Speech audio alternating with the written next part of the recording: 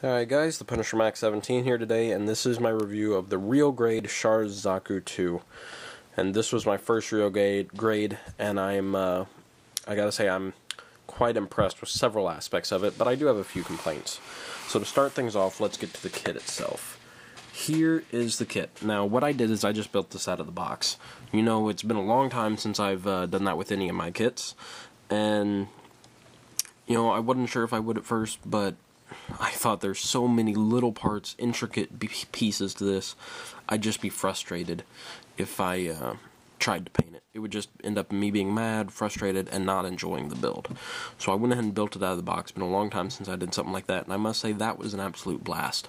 The build for this was very, very good. This is a very poseable kit, as any of you who know the real grades I'm sure is aware of. I would put it on par with something like the 2.0s for the Zakus or so. I'd equate that as probably what it's most comparable to. Very good detail to it. Very good articulation, and I'll get right down to starting that right now. And I apologize in advance if there's anything I forget, because there is so many movable parts on this kit that it's just, there's a lot to talk about. So I'm going to start with the legs here. Now they fall off very easily, just so you know. I'll get into that with my complaints part of this though. Big bend out of them. You see the part separation right there and all through here. For anybody who is interested in painting internal frames, you know, if you have the skill to do it on a kit this small, by all means, this is a dream come true for you. Really amazing stuff. Also, the legs itself, they connect on a joint that clicks to the side, allows them to go that way. And let's see, the foot, go down, part separation there, and go all that way up. Can also, you know, go to the side, things like that. And this is just on a spring. Now, I guess gotta say, this is a really cool effect once it's built. You know, I really enjoy how it looks, really smooth, fluid, realistic like. Absolute pain to build. Whenever trying to get this top connector piece onto the spring while building it, there were several times whenever just the spring bounced back and a couple of these flew all over the room, and with as small as these are, that was a lot of looking. So a plus and a pro and a con there, I guess I should say. Let's see, also the foot is into several parts. You see the parts separation here, and then at the very front. And this is meant to give it that little tiny bit more articulation and posability, but to be honest, I think it just kind of hinders the overall look with this front toe being movable. So good job to Bandai for having the initiative to do something like that, but I don't think it quite worked out. Let's see, that also the legs, they can go up that far, 90 degrees, and back that far, 90 degrees, but they're probably going to fall out of the socket after you do that, so got to push it back in. Let's see the skirt armor. This is just on a ball joint on the side, can go all the way up there. Some under our inner frame underneath that, and these will come out of their little ball joints, so beware of that. The side skirts can barely move up just a little bit, and to the side just the tiniest bit. And back skirt can move back and forth like that. And its hand fell apart a little bit. And you can see my complaints about this kit all over the place as I'm reviewing it, so you can probably guess what those are going to be.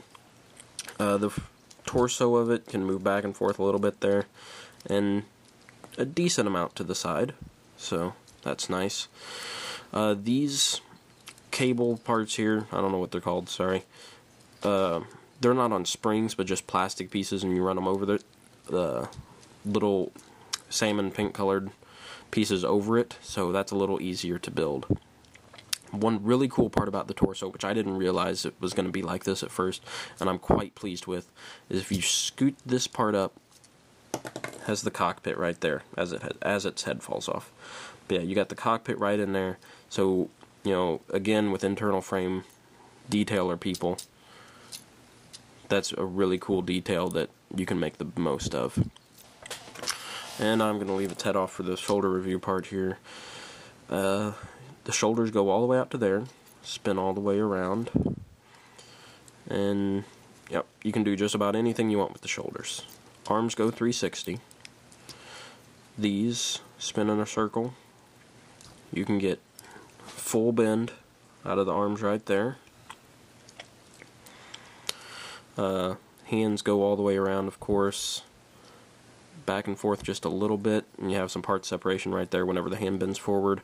This is another thing like the toe that, you know, Bandai was really trying to get that little bit more articulation out of it, but I think it kind of hinders the overall look, to be honest, so I'm not a fan of that part. Let's see. I don't know if you saw, but these parts do separate whenever you bend the arm, so again, internal frame detailer people, all for you. Let's see. And the things won't fall off the kit like this if you're just putting it in a pose or something, you know, but because I'm kind of manhandling it here trying to do the reviews, why it's all falling off, but they are easily falling off stuff. The shield also comes out 360, even when it's close. Does about 90 to each side, I guess. Okay, and lastly, let's talk about the head. Let me get the head popped in here. The head can only do this back and forth. I don't know if you can notice, but the mono eye does move with the head, so cool feature there. And again, these cables are just made with the plastic as opposed to the springs. Okay, and on the back, these thrusters move as well, back and forth. I'm tired of this thing falling apart, though. Alright, so that's the articulation. You know, let's get into the pros and cons of this kit. The pros of this kit is it looks really nice. You know, it got a lot of detail, a lot of panel lines, and it's a lot of fun to build. You know, if you can get it into a nice pose, it'll look really good on your shelf. It really will. And, you know, it was, like I said, it was a lot of fun to build. It'll look nice on your shelf if you can get it into the pose. It's just getting it into that pose that's going to be the problem for most people. And I just realized I forgot about talking about the accessories, so I'm going to go into that real quick. You get 2 closed fist hands with this, which I have 1 closed fist on here. Just like this. Kind of a strange looking closed fist too, I'm not sure how I feel about that. And then you get 2 open hands, the 3-in-1, the trigger finger hands. Only problem with this is that if you get them in a certain look, you can see how it's only connected by 1 ball joint at the very bottom of the fingers, and that looks really awkward, so you kind of have to keep it incredibly close to the hand here for it to look okay. So yep, that's the other hands. You also get a heat hawk with it. The blade is a separate part than the rest of it, so that's a nice little feature. You get, let me find one of the guns here. You get this gun, which you get with, you know, all the Char Zakus. This piece moves as a handle, the sight moves back and forth, and also this little armor clip rotates if you want. You know, I don't know, it's a cool little feature, but kind of unnecessary, I guess. You also get a bazooka cannon. This one actually looks really nice in my opinion, I really like it. Once again, this moves, which it just came off, but that was just my fault. And also the sight moves. Nice looking cannon though, in my opinion. And lastly, you get this little Char figure. So tiny. 1/44 scale Char.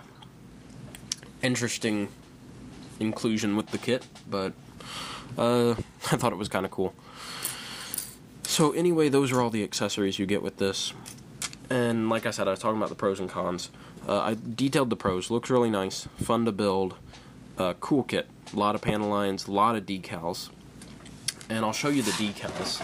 I put some of them on my kit. As you can see, I have the decals on the shield, on this shoulder, and things like here on the bottom of the legs and stuff. I have them on the feet, and I have one on the upper arm right here. Oh yeah, and one on the thruster pack on the back. That's obviously not near all the decals.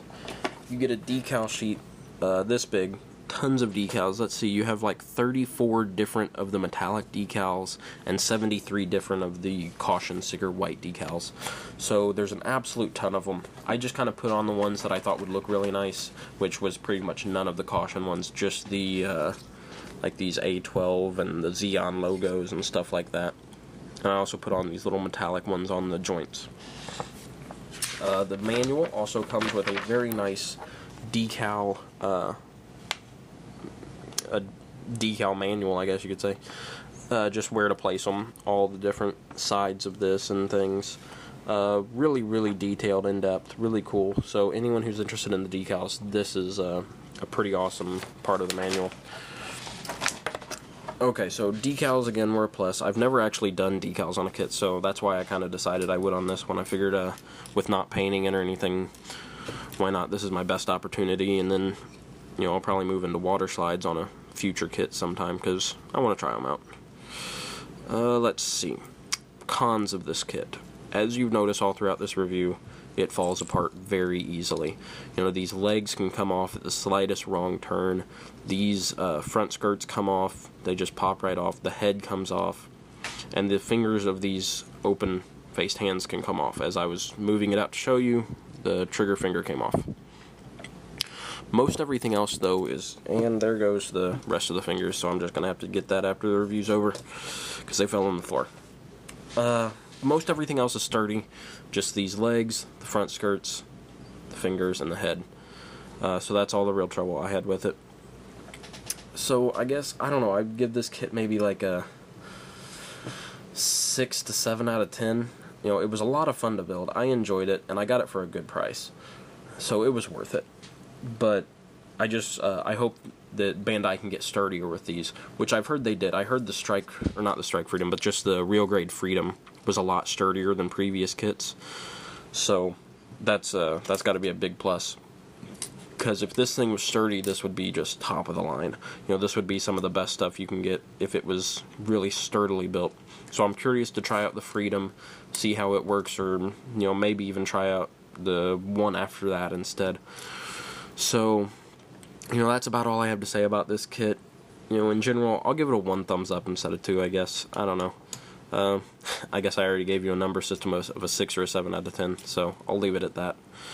But thanks for watching, guys. I hope this review helped, and I'll see you next time.